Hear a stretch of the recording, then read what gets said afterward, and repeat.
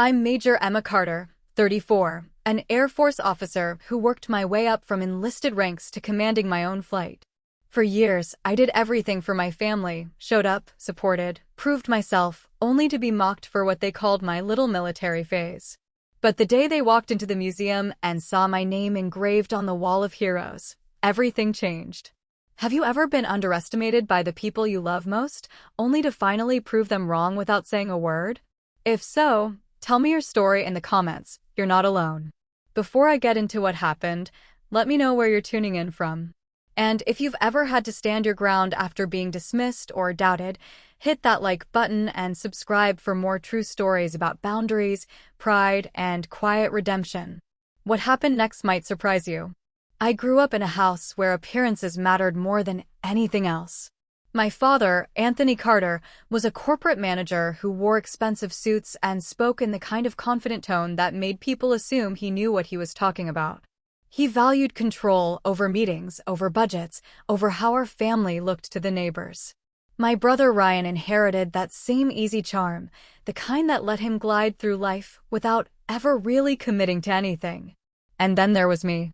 I was the reliable one. The helper. When Dad needed someone to pick up dry cleaning on the way home, I did it. When Ryan's car broke down at 2 in the morning, I was the one who drove out to get him. When Mom needed help organizing her charity events, I showed up early and stayed late. I didn't mind, really. I thought that's what families did, you showed up for each other. At 22, I made a decision that changed everything. I enlisted in the Air Force. I'd been working a forgettable office job, watching my life flatten into something predictable and small. One afternoon, I drove past a recruiting office and found myself pulling into the parking lot. The recruiter, a calm woman with sharp eyes, asked me what I was looking for. I didn't have a good answer then. I just knew I wanted something more than what I had. When I told my family at dinner that night, the reaction wasn't what I'd hoped for. The military? Dad said, setting down his fork. Emma, that's a bit dramatic, don't you think? I think it's cool, Mom said quietly, but she looked uncertain. Ryan laughed. Our little soldier. This should be interesting. I tried to explain about the structure, the purpose, the chance to serve something bigger than myself. But Dad just shook his head. You're young. Everyone goes through phases. You'll get it out of your system. That word. Phase. Like my decision was something I'd outgrow, like a bad haircut or a questionable boyfriend. I shipped out to basic training 6 weeks later. Those 8 weeks stripped me down and rebuilt me. I learned to move with precision, to follow orders without hesitation, to push past exhaustion when every part of me wanted to quit. I learned that discipline wasn't about control, it was about trust. Trust in your training, your team, yourself. When I came home on leave after tech school, wearing my uniform for the first time, I thought maybe they'd see me differently. Maybe they'd understand. Ryan opened the door. Wow, the costume looks official. At dinner, Dad asked polite questions about boot camp, but I could see his attention drifting. When I mentioned my assignment to Lackland Air Force Base, he nodded absently. That's in Texas, right? Hot down there. I tried to share what it meant to earn my first stripe, to be called Airman Carter, to feel like I was part of something that mattered. But every time I brought up the Air Force, someone changed the subject. Mom asked about whether I'd met anyone. Ryan made jokes about drill sergeants. Dad talked about a new client he'd landed. I kept visiting when I could. I sent gifts, a coffee mug for Dad with the Air Force symbol, a nice scarf for Mom from the base exchange. I showed up for every family dinner when I was on leave. I thought if I just kept showing up, kept proving myself, they'd eventually get it. But the jokes never stopped. They were small at first, almost affectionate. Private Hero was Ryan's favorite. Dad liked to salute me ironically when I walked in the door. Mom would pat my shoulder and say, "We're proud of you, honey," but it felt automatic, like she was reading from a script. I made senior airman at 24. It meant more responsibility, more trust from my leadership, a small but significant bump in rank. I called home to share the news. That's great, sweetheart, Mom said. What does that mean exactly? I tried to explain the rank structure, what it took to earn the promotion. She listened, but I could hear the television in the background. Well, we're very proud, she said. Your father wants to say hello. Dad's voice came through. Emma, your mother says congratulations are in order. I made senior airman, I said. It's a big step. I'm sure it is. Listen, I've got a conference call in 10 minutes, but good job, kiddo. Keep it up. The call lasted 3 minutes. At family gatherings, I became the subject of gentle mockery. At Thanksgiving, Ryan brought his new girlfriend, who asked about my service. Before I could answer, Ryan jumped in. Oh, Emma's very serious about her military career. Very disciplined. She probably irons her pajamas. Everyone laughed. I smiled, but something inside me tightened. When I made staff sergeant at 26, I earned the right to supervise other airmen. I was responsible for their training, their welfare, their readiness. It was the first time I truly felt like a leader, not just a follower. I drove home on leave, ready to share this achievement. Dad was grilling in the backyard. I told him about the promotion, about what it meant to be a non-commissioned officer now. So you're finally moving up in the world, he said, flipping a burger. How's the pay? It's not about the pay, I said. Everything's about the pay, Emma. That's how you know if you're doing well. Ryan wandered over with a beer. You still polishing boots every morning? That's part of the standards, I said. Sounds exhausting. I'm exhausted just thinking about it. I wanted to tell them about Airman Rodriguez, a young kid from Houston who'd been struggling with homesickness until I sat with him one night and helped him work through it. I wanted to tell them about the feeling of watching my team execute a flawless training exercise, moving like one organism. I wanted them to understand that what I did mattered, not because of the pay, but because of the people. But I didn't say any of that. I just nodded and smiled and helped my mother set the table. The imbalance grew wider. I kept reaching out, kept trying to bridge the gap. I'd call once a week, visit whenever I could get leave, remember birthdays and anniversaries.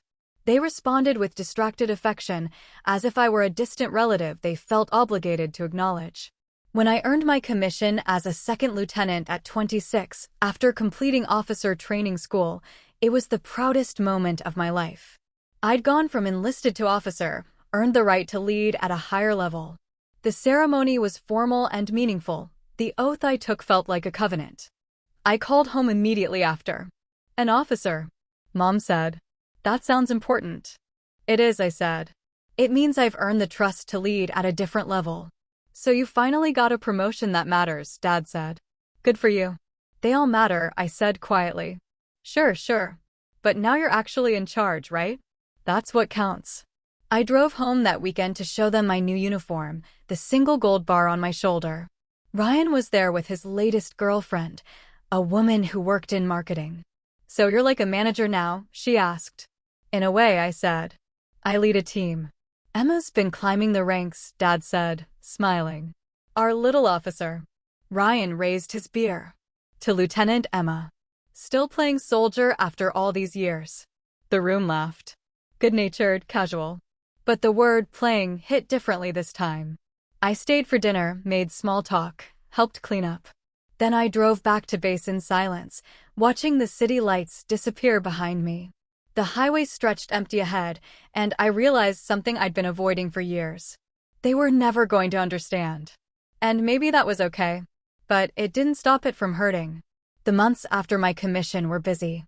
I threw myself into work because work made sense.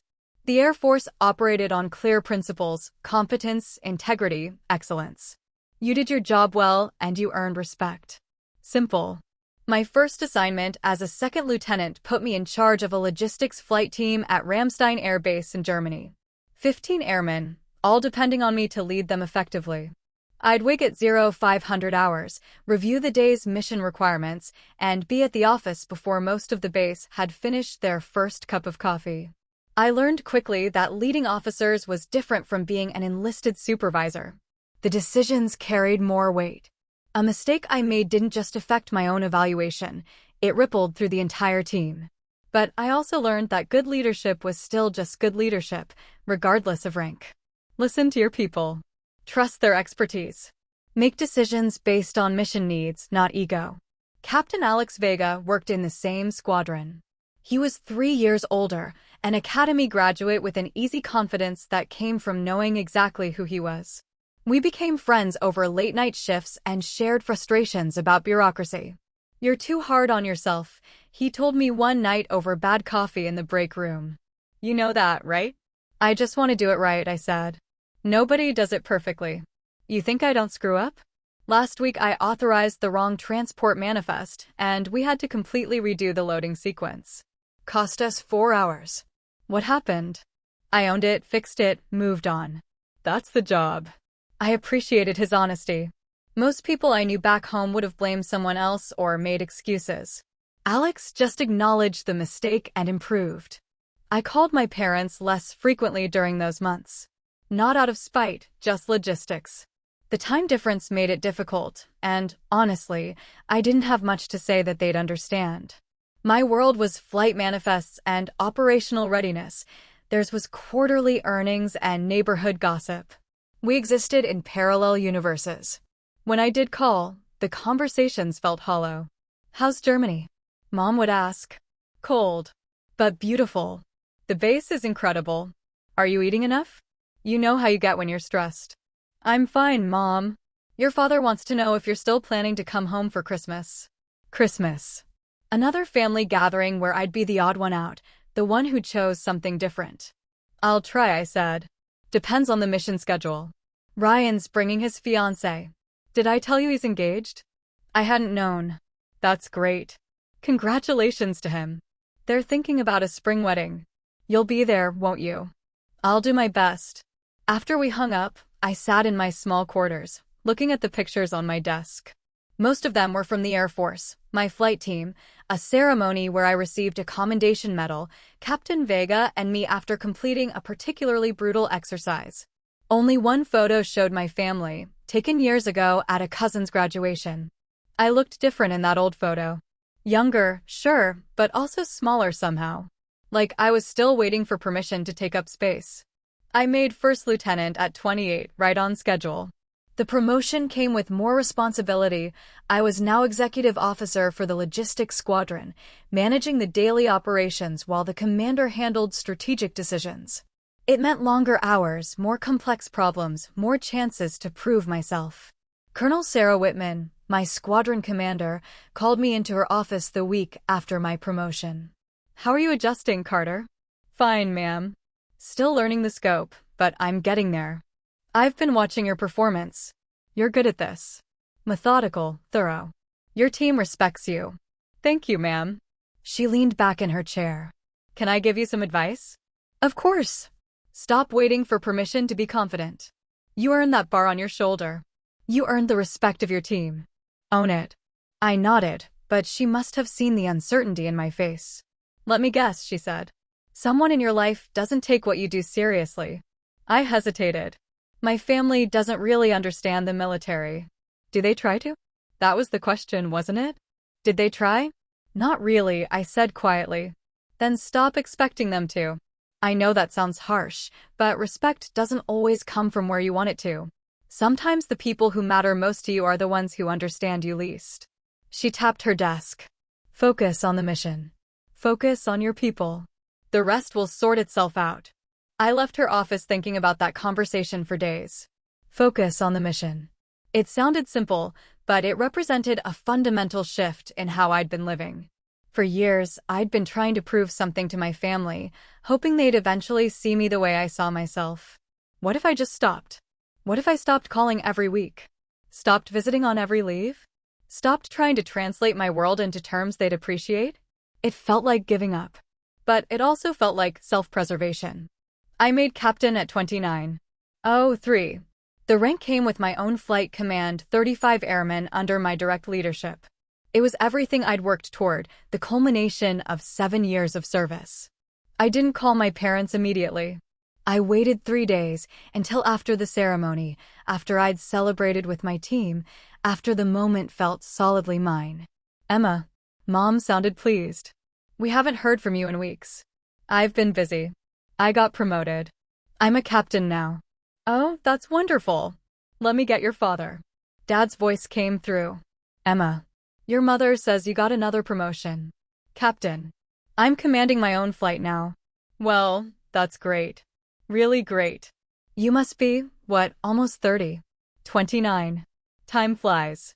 Your brother just made partner at his firm. Can you believe it? 28 years old and already a partner. That's great, I said. The words felt automatic. We should all get together soon. Celebrate both of you. Maybe Thanksgiving. Maybe. I'll have to check my schedule. The Air Force doesn't give you time off for Thanksgiving? It's complicated, Dad. Well, try to make it work. Family's important. After the call ended, I sat with those words. Family's important. He was right, of course. But importance ran both ways. Did I matter to them as much as they mattered to me? Or was I just another item on their checklist? Daughter, check. Doing fine, check. Move on. Captain Vega found me in the gym later that evening, running on the treadmill like I was trying to escape something. You okay? He asked. Fine. You've been here for 90 minutes. That's not fine. I slowed the treadmill to a walk. Just thinking. About? Family. Expectations. The usual. He stepped onto the treadmill next to mine. Want my unsolicited opinion? Do I have a choice? You're allowed to protect yourself. You don't owe anyone unlimited access to your life, even family. Especially if they don't respect what you've built. It sounds selfish when you say it like that. It sounds like boundaries. There's a difference. I thought about boundaries. About the invisible lines we draw to protect ourselves. I'd spent years letting my family cross every single one, hoping that somehow, eventually, they'd understand. But understanding required effort on both sides. What if they never get it? I asked. Then they never get it. But that doesn't change who you are or what you've accomplished. I looked at him. How did you figure all this out? I didn't. I'm still figuring it out. But I learned that chasing approval from people who don't value what you value is exhausting. Better to invest in the people who already see you. That night, I made a decision. Not a dramatic one, not something I announced or declared. Just a quiet shift in priorities. I stopped chasing their approval. I stopped trying to translate my world into theirs. I stopped hoping they'd finally understand. I focused on what mattered: my team, my mission, the people who'd earned their place in my life. And slowly, the weight I'd been carrying started to lift. Mom's 60th birthday fell on a Saturday in October. She'd been planning it for months, a dinner party at their house, close family only, nothing fancy but meaningful. She called me 6 weeks in advance. You'll be there, won't you? I know you're busy, but it would mean so much. I checked my schedule. I had leave saved up. The timing worked. I'll be there, I said. Wonderful. Ryan's bringing Madison. You'll finally get to meet her properly. The week before the party, I flew into Baltimore Washington International, drove the rental car through familiar streets, and checked into a hotel near my parents' house. I didn't stay with them anymore. Hotels gave me space, a clean exit strategy if things got uncomfortable. I'd been on duty that morning, finishing up paperwork before my flight. I didn't have time to change, so I drove straight from the airport in my service dress blue uniform. The jacket fit perfectly, the ribbons on my chest representing 7 years of service, including a commendation medal for valor I'd received 3 months earlier. That medal came from an incident most people would call heroic. I called it doing my job. A fuel leak in one of the hangars had caused a flash fire. 3 airmen were inside, disoriented by smoke. I'd been walking past when I heard the explosion. Standard procedure said wait for the fire team. But I knew those 3 airmen knew that Senior Airman Lopez had a baby daughter, that Staff Sergeant Kim was getting married in 2 months, that Airman First Class Durant was 20 years old and terrified of fire. I went in. Found them. Got them out. My commander put me in for the commendation. At the ceremony, Colonel Whitman had said, Captain Carter embodies the core values we hold sacred. Integrity first, service before self, excellence in all we do. I'd felt 10 feet tall that day. I hadn't told my family about it. What was the point? They'd congratulate me politely, then change the subject. I arrived at my parents' house at 1700 hours. The driveway was already full, Ryan's car, a few vehicles I didn't recognize. I grabbed the gift I'd brought for Mom, checked my uniform in the rearview mirror, and walked to the door. Ryan opened it. His eyes went to my uniform, and something flickered across his face. Amusement, maybe. Oh great, he said, loud enough for everyone inside to hear. The costume's back. I stepped inside. The living room was full, Mom's sister and her husband, a few family friends, Ryan's fiancée Madison. They all turned to look. Dad stood by the fireplace, drink in hand. He saw me and smiled, but it was the smile you give a child who's done something awkward. Still playing soldier, Emma? The room laughed. Polite laughter, the kind that fills uncomfortable spaces. I stood there in my uniform, ribbons on my chest, captain's bars on my shoulders, and felt smaller than I had in years. Madison stepped forward, extending her hand. I'm Madison. It's nice to finally meet you. Emma, I said, shaking her hand. Ryan's told me so much about you. Thank you for your service. It was a kind gesture. Automatic, maybe, but kind. Thank you, I said. Mom came out from the kitchen, her face lighting up. Emma, you made it. She hugged me, then stepped back. You came straight from work? I had duty this morning. Didn't have time to change. Well, you look very official. She patted my arm. Come, let's get you something to drink. Dinner was catered, nothing fancy, but nice. We sat around the extended dining table, passing dishes, making small talk. I ended up between Madison and my Aunt Carol, who asked polite questions about the Air Force that I answered in the shortest way possible. Ryan was in good form, telling stories about his firm, about clients and deals, and the fast-paced world of corporate law. Dad listened with obvious pride, jumping in with questions and observations. They had an easy rapport, a shared language of business and success. I picked at my food and tried to look engaged. After the main course, while Mom brought out the birthday cake, Ryan leaned back in his chair and looked at me. So, Emma, how long are you planning to keep this military thing going? It's my career, I said. Right, but at some point you'll want to come back to reality. Get a normal job, settle down. I am settled. You know what I mean. A real life. Kids, mortgage, the whole thing. Dad chimed in. Ryan's got a point. You're almost 30. Time to think about the future. I am thinking about the future, I said, keeping my voice level. My future looks different from yours. But it's sustainable? Dad asked. Long term, I mean. You're not planning to do this forever, are you? I set down my fork. Yes, I am. The table went quiet. Mom returned with the cake, candles blazing. Everyone sang happy birthday and the moment passed. But something had shifted inside me. After dessert, people drifted into the living room. I found myself standing alone on the back porch, looking at the yard where I used to play as a kid. The swing set was gone, replaced by a tasteful patio set. Madison joined me, carrying 2 glasses of wine.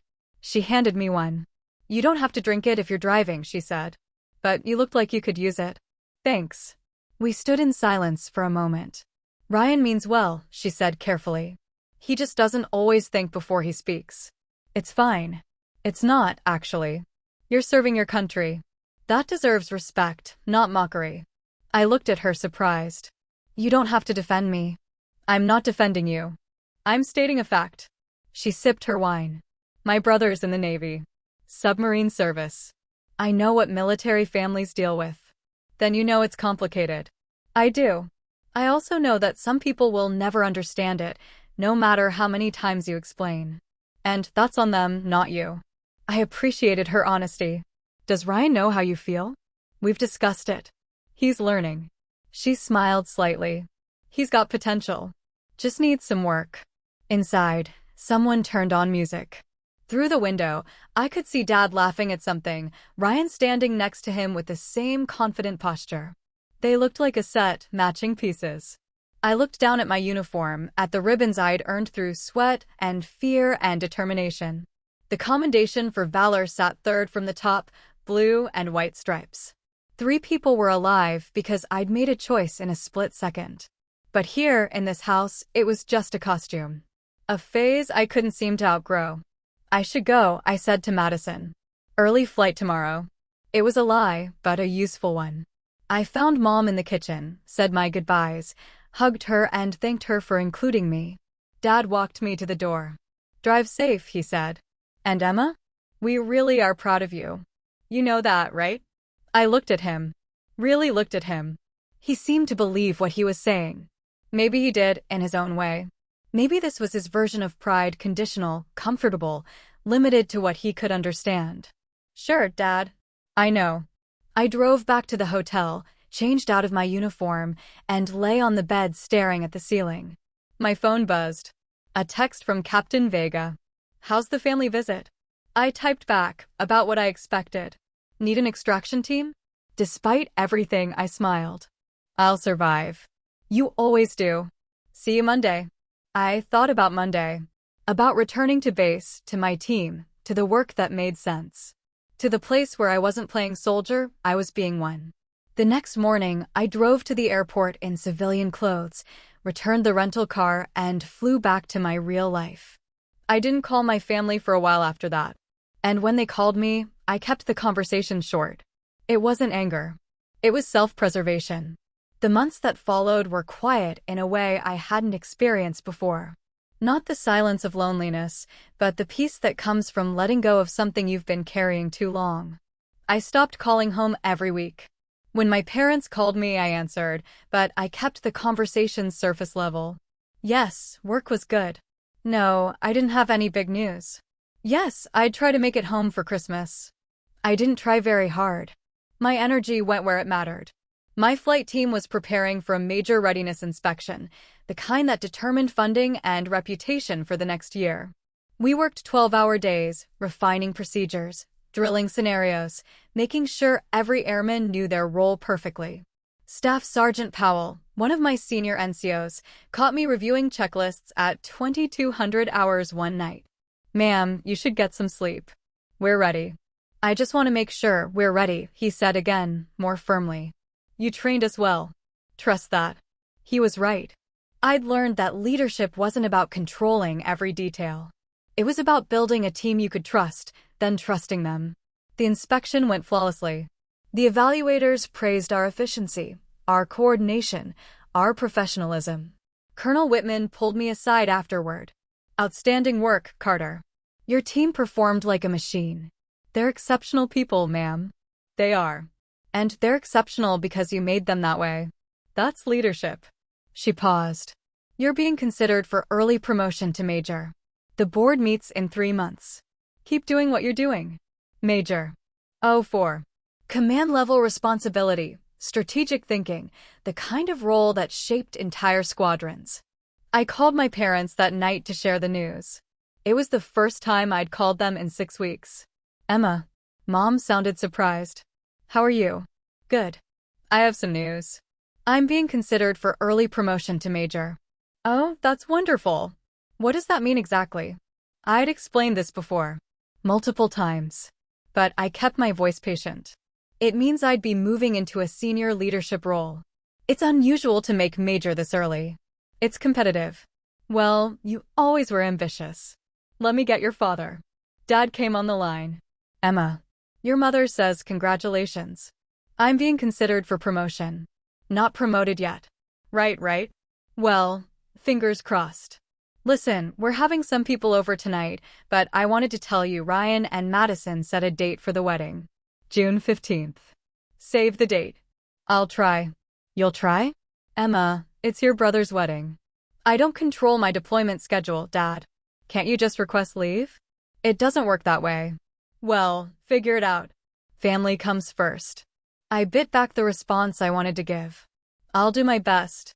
After we hung up, I sat with that phrase. Family comes first. Easy to say when your family made you feel valued. Harder when every conversation reminded you that your choices, your sacrifices, your entire career was just an inconvenient phase. Captain Vega found me in the chow hall the next morning. You look like you've been thinking too much again, he said, sitting across from me with his breakfast tray. Ryan's getting married in June. And I'm supposed to just make it happen, regardless of mission requirements. Are you going? I don't know yet. Depends on where I am, what's happening. But do you want to go? That was the real question, wasn't it? Part of me does, I admitted. He's my brother. It's his wedding. But another part of me just feels tired. Tired of being the one who always adjusts, always accommodates, always tries harder. Then don't. Don't go to my brother's wedding. Don't be the one who always adjusts. If it works with your schedule, great.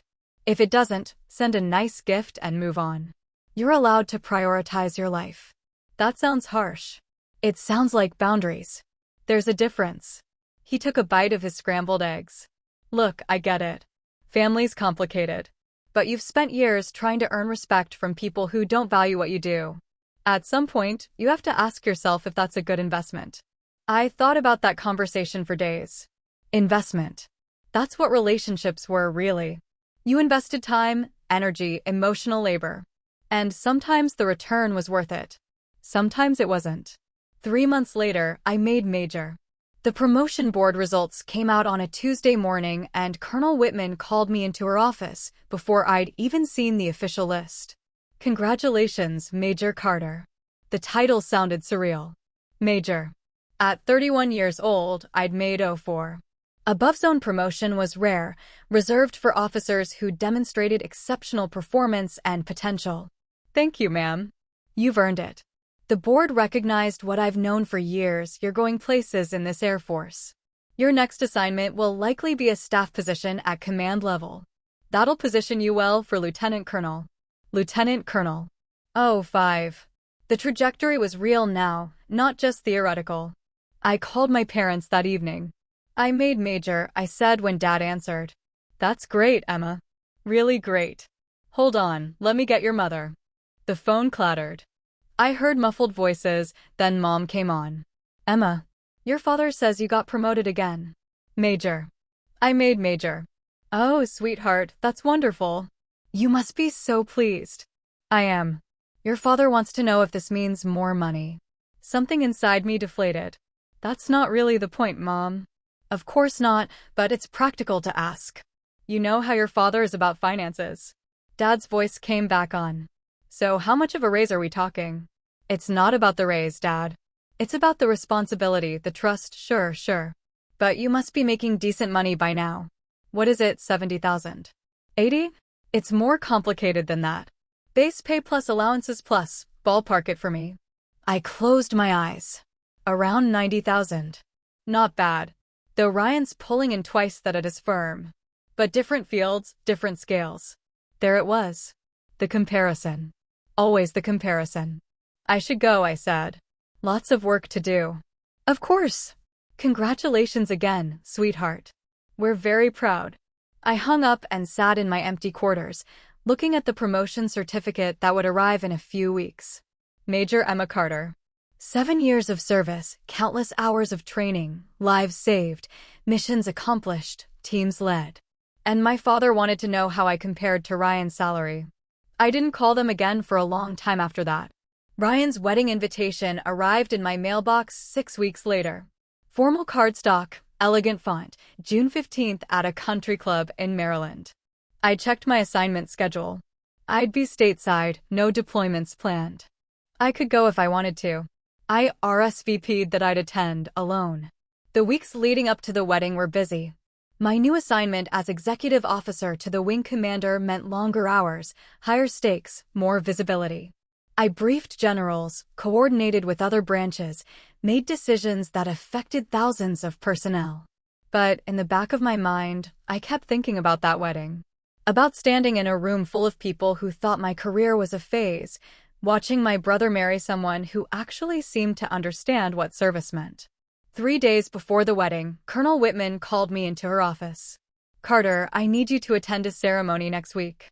One of our pilots is being honored at the National Aviation Museum. Wall of Heroes dedication. I want command representation there. Yes, ma'am. When? Thursday afternoon. Should only take a few hours. Thursday. The day before the wedding. I'll be there, ma'am. I didn't tell my parents about the ceremony. It was work, classified as temporary duty, not worth mentioning. But fate, it seemed, had other plans. The morning of the ceremony, my mother called. Emma, we're so excited for tomorrow. Are you already in town? I fly in tonight. Perfect. Actually, your father had an idea. There's a special exhibit at the National Aviation Museum, all about military aviation. We thought we'd go tomorrow morning, make a day of it before the wedding. You should come with us. My stomach tightened. The museum? Yes.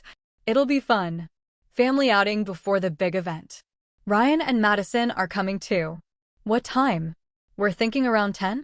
The wedding isn't until 4, so we have plenty of time. The ceremony was at 1400 hours. They'd be long gone by then.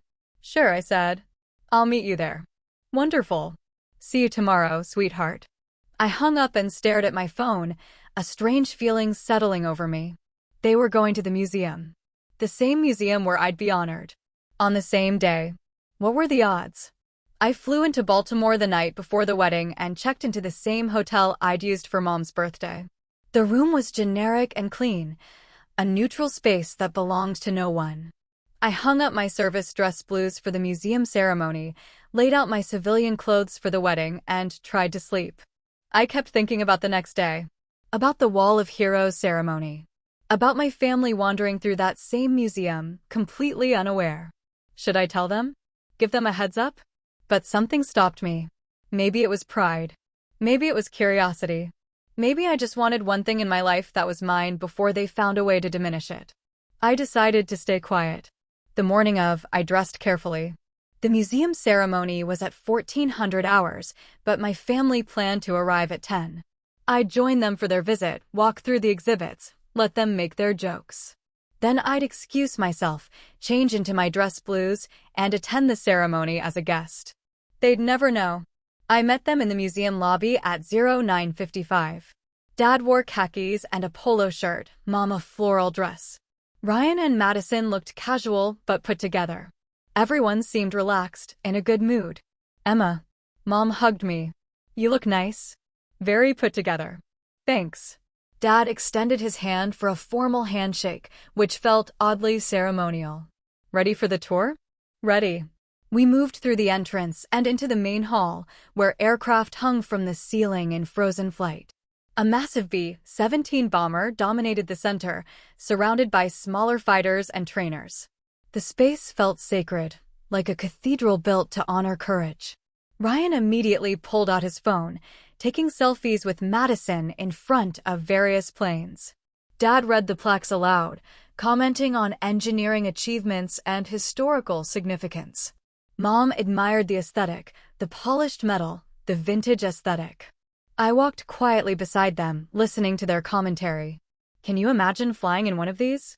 Dad said, looking up at a World War II fighter. No computers, no GPS. Just skill and courage. It's impressive, I said. Makes you appreciate what those pilots went through. Real heroes. I nodded, biting back the observation that pilots still flew without computers when systems failed, still relied on skill and courage every single day. But this wasn't the moment for that conversation. We moved through the exhibits. Vietnam-era helicopters, Cold War reconnaissance planes, modern fighter jets. Ryan made jokes about Top Gun. Madison asked thoughtful questions about the aircraft specifications. Mom took photos of everything. And then we turned a corner into a newer section of the museum. The Wall of Heroes. It was a curved wall of polished black granite, lit from above with focused spotlights. Photographs of service members lined the wall, each with a small plaque describing their act of courage. The display was solemn, reverent. Dad walked toward it, curious. What's this? A placard at the entrance explained. The Wall of Heroes honors Air Force personnel who have demonstrated extraordinary courage and valor in the line of duty. Mom stopped beside him. Oh, how moving. They began to walk along the wall, reading the citations. Each photograph showed a person in uniform, men and women of various ranks and ages, frozen in formal military portraits. Ryan and Madison followed, moving slowly, taking in each story. I hung back, my heart starting to pound. My photograph was near the center of the wall. I'd seen the proof image weeks ago when they'd asked permission to use it. Captain Emma Carter, taken during my promotion ceremony last year. I was in dress blues, standing at attention, expression serious and professional. The citation read, for exceptional courage and decisive action during a critical emergency, saving the lives of 3 airmen during a hangar fire at Ramstein Air Base, Germany. Captain Carter's selfless service and quick thinking exemplify the highest standards of Air Force core values. I watched my family move along the wall, getting closer to my photograph. My stomach tightened. Part of me wanted to warn them, to prepare them. But another part, the part that had been ignored and dismissed for years, wanted to see their faces when they realized. Dad reached my photograph first. He stopped walking. Completely still, like someone had pressed pause on him. That's... He started, then stopped. Mom stepped beside him, following his gaze. Her hand went to her mouth. Ryan came closer, squinting at the photograph. That's Emma, Dad said quietly. His voice sounded strange, hollow. They all stared at my photograph. At my name. At the citation describing what I'd done. The silence stretched out, thick and suffocating. Finally, Dad turned around, scanning the area. He found me standing a few feet back, watching them. That's you, he said. That's you on this wall? Yes, I said simply. When did this happen? The fire was 8 months ago. The ceremony for the wall was scheduled for today. Mom's eyes were wet. You saved 3 people? I did my job. You went into a burning building, Dad said slowly, like he was trying to make the words make sense. You could have died. That was a possibility, yes? Ryan looked between the photograph and me, his expression unreadable. Madison stood slightly behind him, her hand on his shoulder. Why didn't you tell us? Mom asked. That was the question, wasn't it? Would it have mattered? I asked quietly. Dad flinched like I'd slapped him. Of course it would have mattered. Would it? Because every time I've tried to share what I do, what it means, you've made jokes. Called it a phase. Compared me to Ryan. Made it clear that my career isn't something you respect. That's not fair, Dad said. Isn't it? Dad, you asked me how much money I make as a major. Not what it means to lead people, not what responsibilities I carry. You wanted to know how I compare to Ryan's salary. His face went red. I was just curious. You were just dismissive. You've been dismissive for 9 years. Mom stepped forward. Emma, we didn't realize that's the problem. You never realized. Because you never tried to understand. People were starting to notice us, museum visitors slowing down, sensing drama. I lowered my voice. I'm not trying to hurt you. I'm just telling you the truth. For 9 years, I've tried to make you see what this career means to me. And for 9 years, you've treated it like something I'll outgrow. Like I'm playing dress up instead of serving my country. Dad looked back at the photograph, at the citation. We didn't know about this. About what you did. I didn't tell you because I knew you wouldn't understand. And I was tired of being disappointed. Ryan spoke for the first time, his voice quiet. You saved 3 people's lives. I did what any officer would do. What I was trained to do. That's not what any officer would do, Madison said softly. That's what a hero does. I shook my head. I'm not a hero. I'm just someone who did her job. Emma, Mom said, tears running down her face now. I'm so sorry. We should have listened. We should have understood. Yes, I said simply. You should have. Dad stood frozen, staring at my photograph on the wall. When he finally spoke, his voice cracked. I called it a costume. You did. At your mother's birthday. You were wearing your uniform, and I made a joke about you playing soldier. I remember. He turned to face me fully. You could have died 6 weeks before that. You went into a burning building and saved 3 people, and I didn't even know. None of us knew. No, I said. None of you knew. The weight of that hung in the air between us. Finally, Dad said, the ceremony. You said there's a ceremony today. 1400 hours. 2 p.m. Can we come? I looked at him, at Mom, at Ryan and Madison. They all looked shaken, like the ground had shifted beneath them. It's not a private ceremony, I said. It's open to the public. But will you be there? I'm being honored. So yes, I'll be there. Mom wiped her eyes. We'd like to come. If that's okay. Part of me wanted to say no. Wanted to keep this moment separate from them, untainted by years of disappointment. But another part of me, the part that still remembered being a little girl who wanted her father's approval, couldn't quite close that door. It starts at 1400 hours, I said. Sharp. I left them standing at the Wall of Heroes and found a quiet bathroom in another wing of the museum. My hands were shaking. 9 years of frustration, of swallowed disappointment, had just come pouring out in front of my entire family. I splashed cold water on my face and looked at myself in the mirror. Still me. Still Major Emma Carter, regardless of what they thought or understood. My phone buzzed. A text from Captain Vega. Ready for the ceremony? I typed back, as ready as I'll ever be. You earned this. Don't forget that. I changed into my service dress blues in the family restroom, carefully arranging my ribbons, making sure every detail was perfect. The uniform transformed me, the way it always did. In civilian clothes, I was just Emma, trying to navigate complicated family dynamics. In uniform, I was Major Carter, an officer with a clear purpose and defined role. The ceremony was being held in the museum's main atrium, where rows of chairs faced a temporary stage. I arrived at 13:30 hours, early enough to check in with the event coordinator. Colonel Whitman found me immediately. Carter. Good, you're here. How are you feeling? Fine, ma'am. She studied my face. You look like you've been crying. Rough morning. Want to talk about it? Not really, ma'am. She nodded. Fair enough. Listen, there's going to be some press here. Local news, Air Force media. Standard stuff. You'll give a brief statement after the dedication, nothing major. Just acknowledge the honor and thank your team. Understood. And Emma? She lowered her voice.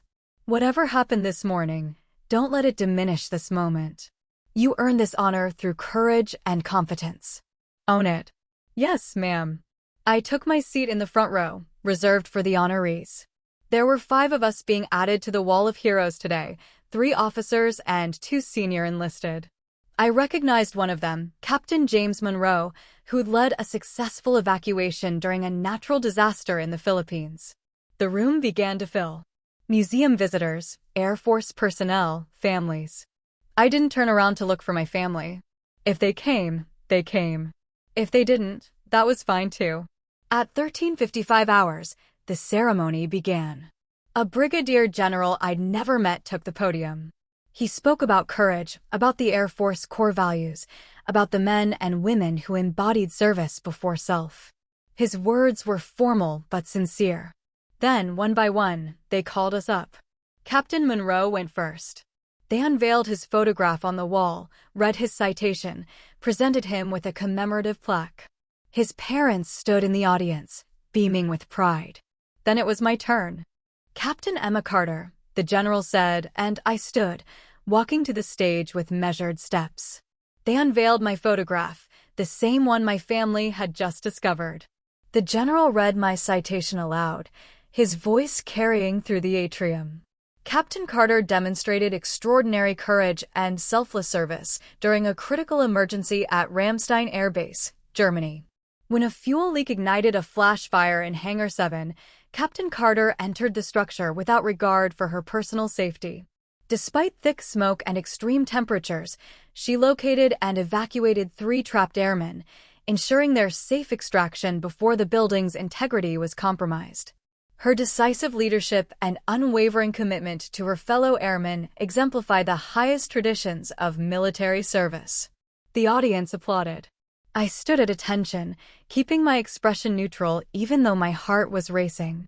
The general handed me the plaque, shook my hand, and stepped back. According to the program, I was supposed to say a few words now. I stepped to the microphone and looked out at the audience. In the 3rd row, I saw them Mom, Dad, Ryan, and Madison. They were all watching me with expressions I'd never seen before. Attention. Respect. Understanding. Thank you, I began. Receiving this honor is humbling. On the day of that fire, I didn't think about courage or valor. I thought about Staff Sergeant Kim, who was getting married 2 months later. I thought about Senior Airman Lopez, who had a 6-month-old daughter at home. I thought about Airman First Class Durant, who was barely 20 years old. Those 3 people are alive today not because I'm a hero, but because I'm an Air Force officer. And being an Air Force officer means you don't leave your people behind. I paused, feeling the weight of the moment. This plaque has my name on it, but it represents everyone who's ever made the choice to serve. Every person who's put on the uniform knowing that someday they might be asked to do something difficult, something dangerous, something that requires them to put someone else's life ahead of their own. That's not heroism. That's duty. And I'm honored to serve alongside men and women who understand that difference. More applause. I returned to my seat, my hands gripping the plaque tightly. The rest of the ceremony passed in a blur. More honorees, more citations, more applause. When it finally ended, people stood and mingled. Air Force personnel came up to congratulate me. Strangers thanked me for my service. Museum staff took photographs. And then my family approached. Mom reached me first. She didn't say anything, just pulled me into a tight hug. When she stepped back, her eyes were red again.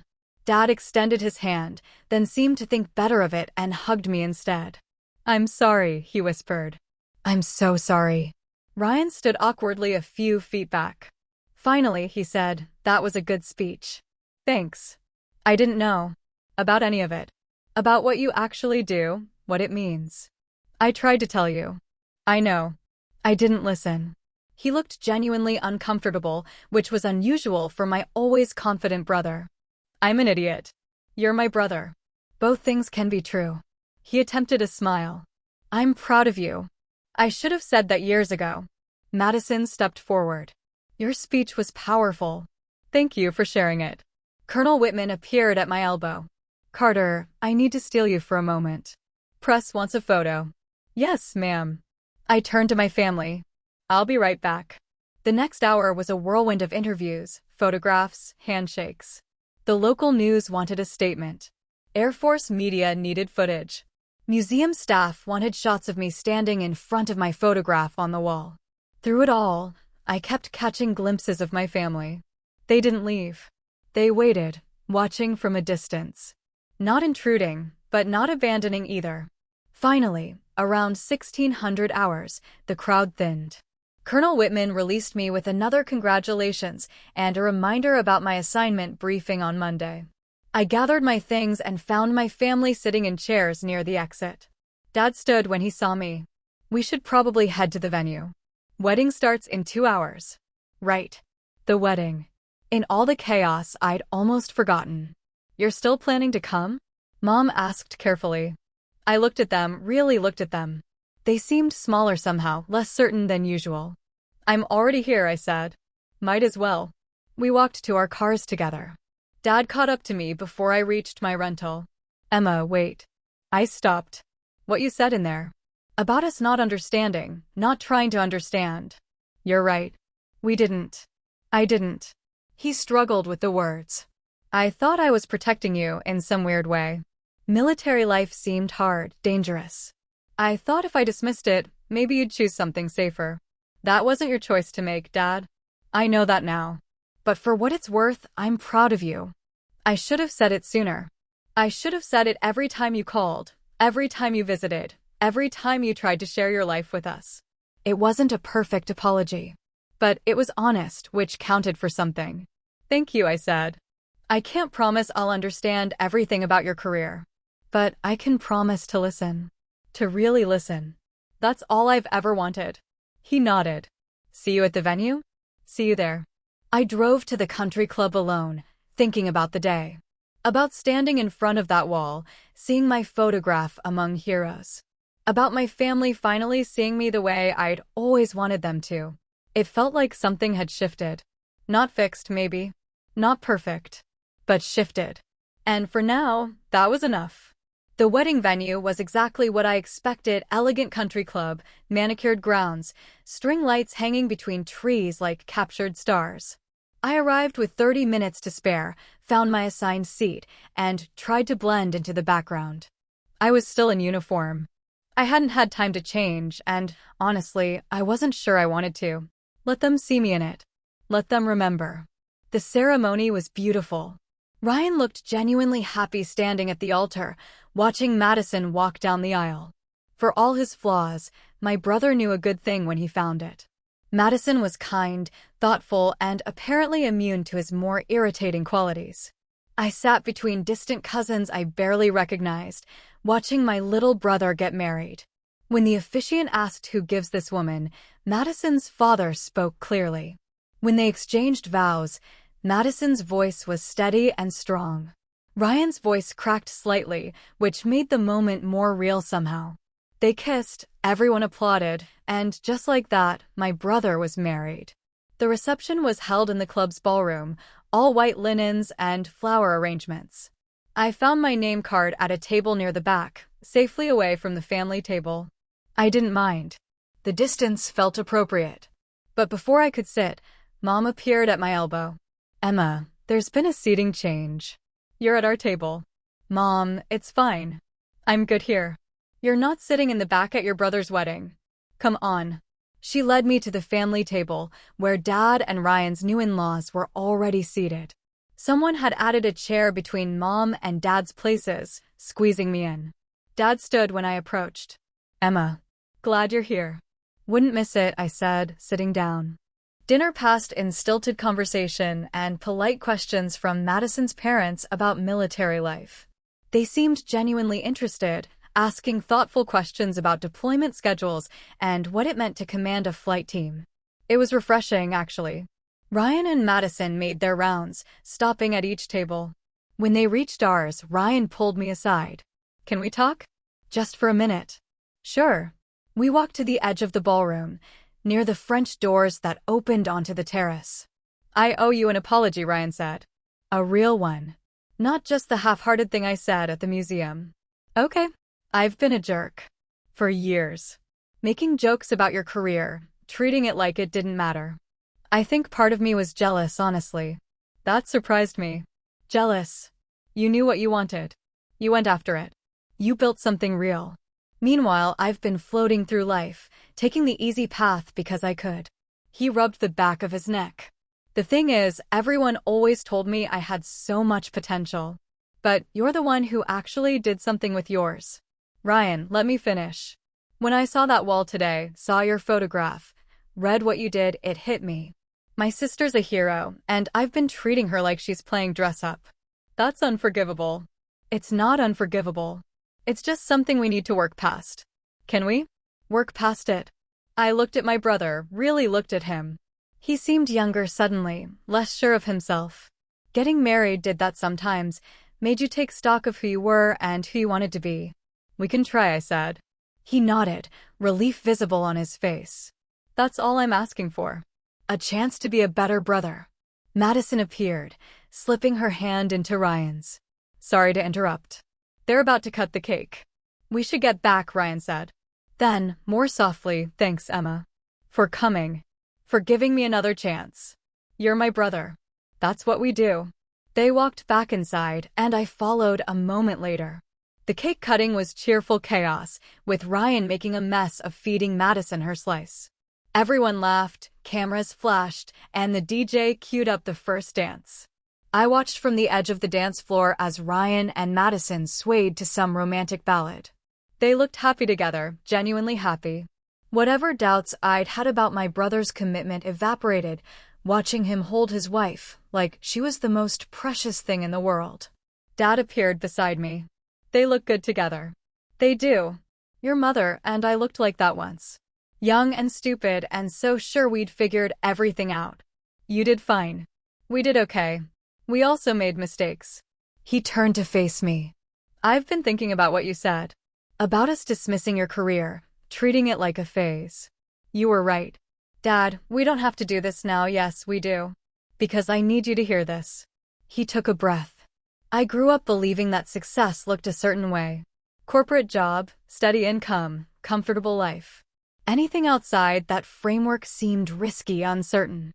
When you joined the Air Force, I couldn't see past my own narrow definition of achievement. I understand. Do you? Because I'm not sure I understood until today. When I saw your photograph on that wall, read what you did, heard you speak, it finally clicked. You didn't choose an easier path. You chose a harder one, a more meaningful one. And instead of supporting that choice, I belittled it. His voice cracked slightly on the last word. I can't take back the jokes I made, the dismissals, the years of not understanding. But I can do better going forward. If you'll let me. I looked at my father, seeing him clearly for maybe the first time. Not the corporate manager who always had the answer, but a man who'd realized he'd been wrong. I'd like that, I said quietly. Tell me about the fire. About what actually happened that day. So I did. Standing on the edge of my brother's wedding reception, I told my father about the day I ran into a burning building. About hearing the explosion, seeing the smoke, knowing that 3 of my airmen were trapped inside. About the decision that took less than 5 seconds, training overriding fear, duty overriding self-preservation. I told him about finding Staff Sergeant Kim first, disoriented and coughing near the back exit. About locating Senior Airman Lopez under a collapsed workbench, conscious but trapped. About searching through smoke so thick I couldn't see my own hands until I heard Airman Durant calling for help. I told him about getting them out, one by one, seconds before the building's structural supports failed. And I told him about the aftermath, the commendation ceremony, the recommendation for the Wall of Heroes, the knowledge that I'd done exactly what I was trained to do. Dad listened without interrupting. When I finished, his eyes were wet. You could have died. That was a possibility. And you went in anyway. They were my people. That's what you do for your people. He pulled me into a hug, sudden and fierce. I'm so proud of you. And I'm sorry it took me this long to say it properly. We stood like that for a moment, my father holding me like I was still his little girl, while my brother's wedding swirled around us. When he pulled back, he said, "Will you dance with your old man?" I'm not much of a dancer. Neither am I. We'll figure it out together. We moved onto the dance floor as the DJ played something slow and forgettable. Dad wasn't kidding, he wasn't a good dancer. But neither was I. We shuffled awkwardly, finding a rhythm that worked. Your mother wants to visit you, he said. At your base, wherever you're stationed next. See your life, meet your people. She doesn't have to do that. She wants to. We both do. If you're open to it. I thought about my parents visiting my base, meeting my team, seeing the world I'd built away from them. It felt vulnerable, exposing them to something I'd kept separate for so long. But maybe that was the point. Maybe rebuilding trust meant letting them into the parts of my life I'd been protecting. I'd be open to that, I said. The song ended. We stepped apart, and Dad squeezed my shoulder once before heading back to the table. I stayed on the dance floor as the next song started, watching couples spin and sway. Ryan caught my eye across the room and raised his champagne glass in a silent toast. I nodded back. Later, after the bouquet toss and the last dance and all the traditional wedding moments, I found myself on the terrace with Madison. She'd kicked off her heels and was standing barefoot on the stone, looking up at the stars. Hell of a day, she said. You can say that again. Finding out your new sister-in-law is a legitimate hero kind of changes the dynamic. I'm not a hero. You keep saying that. But everyone who knows what you did disagrees. She glanced at me. Ryan told me what happened at the museum. How you all found out about the wall together. It wasn't planned. Best things rarely are. She smiled. For what it's worth, I think Ryan finally gets it. What you do, why it matters. He's been talking about it all evening. He apologized. Good. He should have done it years ago. We stood in comfortable silence, watching the party wind down inside. I hope you'll come around more, Madison said. Now that things are better with your family. I'll try. That's all anyone can ask. 3 weeks after the wedding, a package arrived at my new assignment. I'd been moved to a staff position at Air Force Materiel Command, exactly as Colonel Whitman had predicted. The work was challenging, more strategic planning, less direct leadership, but I was adjusting. The package was from my father. Inside was a framed photograph, professionally matted. It was a picture he'd taken at the museum, me standing in front of my photograph on the Wall of Heroes, in full dress blues, looking more confident than I'd felt in that moment. A note was tucked inside, written in Dad's careful handwriting, in case you ever doubt how far you've come. We're proud of you. Dad, I set it on my desk, next to the photo of my flight team from Ramstein. Mom called that evening. Did you get your father's package? I did. It's perfect. He's been different since the wedding. More thoughtful.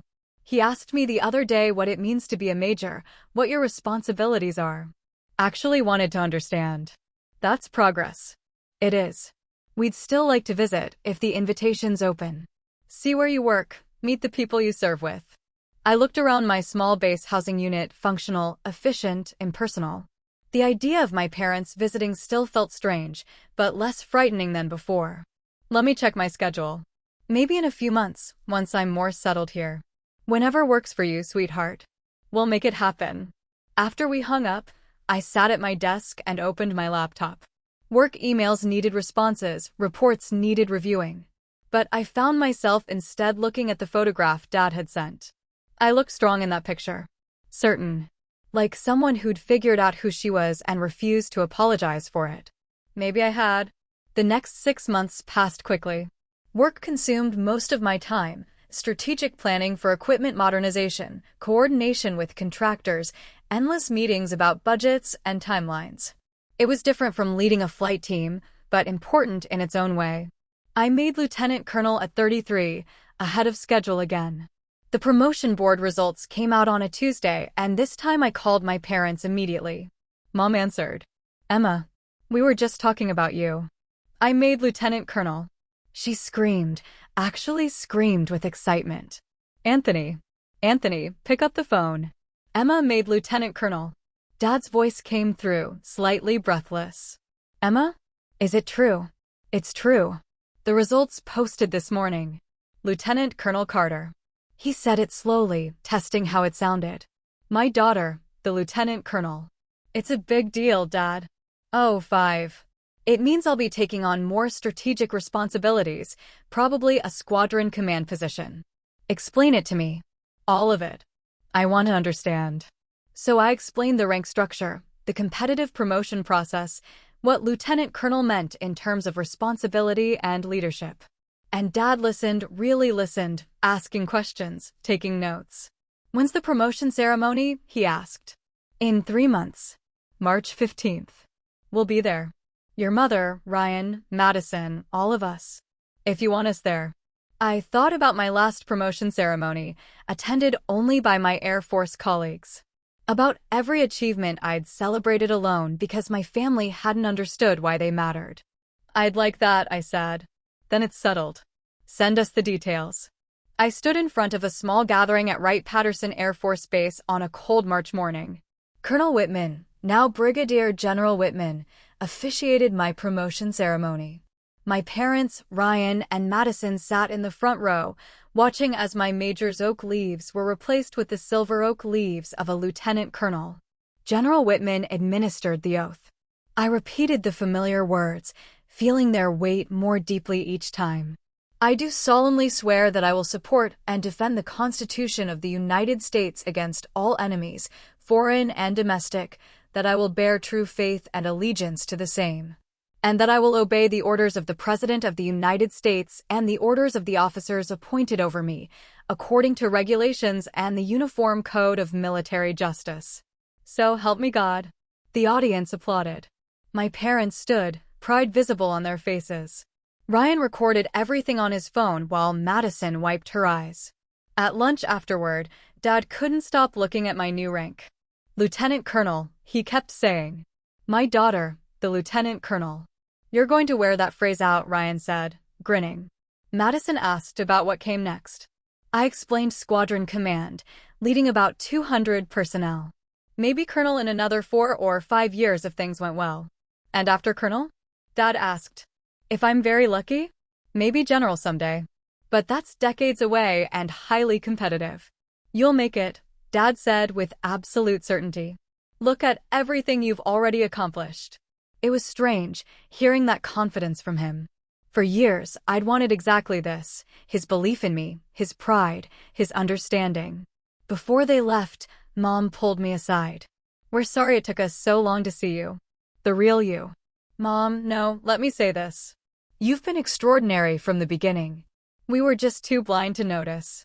But we see you now, sweetheart. We see you, and we're so proud." Ryan approached after. "You're kind of my hero. Like, actually. Madison and I talk about you all the time. About how you knew what you wanted and went after it, no matter what anyone else thought. Ryan, you don't need to, I mean it. You inspire me to be better. Less comfortable, more purposeful." He grinned. "Thank you for not giving up on us. On me. I didn't deserve another chance, but you gave me one anyway. You're my brother. That's what family does." Back at base, I sat at my desk looking at the photo Dad had given me standing in front of the wall of heroes. Beside it now sat a new photo from today's ceremony, showing me with my family. We were all genuinely smiling. No forced happiness, no underlying tension. Just a family that had finally figured out how to see each other clearly. I thought about the years I'd spent chasing their approval, the pain of feeling invisible. And I thought about this moment, them in the front row, Dad's voice breaking with pride, Mom's tears, Ryan recording everything. It had taken time. It had taken pain. It had taken me standing in front of that wall, forcing them to confront who I really was. But we'd gotten here. Finally. Years passed in cycles of deployment and return, promotions and new assignments. I made colonel at 37 after commanding a logistics squadron for 3 years. My parents attended that ceremony too, along with Ryan, Madison, and their 2-year-old daughter Claire. Aunt Emma's a colonel now, Madison explained to Claire, who was more interested in the shiny buttons on my uniform. Big deal? Claire asked. Very big deal, Ryan said. Your Aunt Emma is basically amazing. We walked across the tarmac, and I showed Claire AC-17 Globemaster III. The loadmaster let her sit in the cockpit for a photo. She waved from the pilot's seat, delighted by all the buttons. Later, we gathered at my house for dinner. Claire toddled from picture to picture on my walls. Aunt Emma. Aunt Emma. Dad stood in front of my wall of heroes photo. I still can't believe we almost missed this. Almost missed understanding what you'd built. But you didn't miss it, I said. That's what matters. Mom asked how much longer I'd serve. At least another 10 years, maybe more. If I'm lucky, I might make general. General Carter, Ryan mused. Now that would be something. But the truth was, I'd already thought about it. Making flag rank was the pinnacle of an Air Force career. And I wanted it, not for validation, but because I knew I could lead at that level. I was 42 when the email arrived. I'd been selected for promotion to Brigadier General. Oh, 7. 1 star. A general. My hands were shaking as I called my parents. I made general. Silence. Then, say that again. I made Brigadier General. The results just posted. I heard Dad shouting to Mom, heard her shriek. When he came back on the line, his voice was thick with emotion. My daughter, the general. The promotion ceremony was held in August at the Pentagon. Bigger, more formal, with 3-star generals in attendance. My parents sat in the front row again, along with Ryan, Madison, and Claire, who was now 4. The Chief of Staff of the Air Force administered the oath. They removed my colonel's eagle and replaced it with a single silver star. My first star. The star I'd dreamed about for 20 years. The audience applauded. In the front row, my family cried openly. Dad was recording on his phone. Mom gripped his arm, her face radiant. Ryan had Claire on his shoulders so she could see better. After the ceremony, Claire touched my star with one curious finger. Pretty. It is pretty, I agreed. Took me a long time to earn it. Dad pulled me aside during the reception. The day you enlisted, I thought you were making the biggest mistake of your life. I thought you'd come home defeated. His voice cracked. Instead, you became this. A general. Someone people look up to, someone who's made a real difference. I was wrong about everything. And I'm so grateful you didn't listen to me. I hugged my father, this man who'd taken years to understand me but had finally gotten there. Me too, Dad. That evening, I stood alone in my hotel room, looking at my new uniform. 1 star on each shoulder. Brigadier General Emma Carter. I thought about the 22-year-old who'd walked into a recruiting office, looking for purpose. About the years of struggle of feeling invisible. I thought about the wall at the National Aviation Museum, my photograph among heroes. About my family discovering it, about the moment everything changed. My phone buzzed. A text from Ryan. Claire wants to know if generals have superpowers. I smiled and typed back. Tell her we have the power to lead good people and make hard decisions. That's better than superpowers. She says that's cool. She wants to be a general when she grows up. Tell her I'll save her a star. I looked at myself in the mirror. Dress blues, single star, a career's worth of ribbons on my chest. I'd made it. And this time, when I celebrated my achievement, my family was celebrating with me. Finally. Thanks for watching. If this hit home, tap like, subscribe, and share it with someone who needs a boundary win. Drop your take below. I read every comment. Questions for you. Have you ever been mocked for a career or phase that turned out to be your calling? What moment finally earned you respect, and from whom? How do you balance seeking respect with not needing approval? If you were in my shoes at the museum, what would you have said or not said? Do you believe relationships can rebuild after years of dismissal? Why or why not?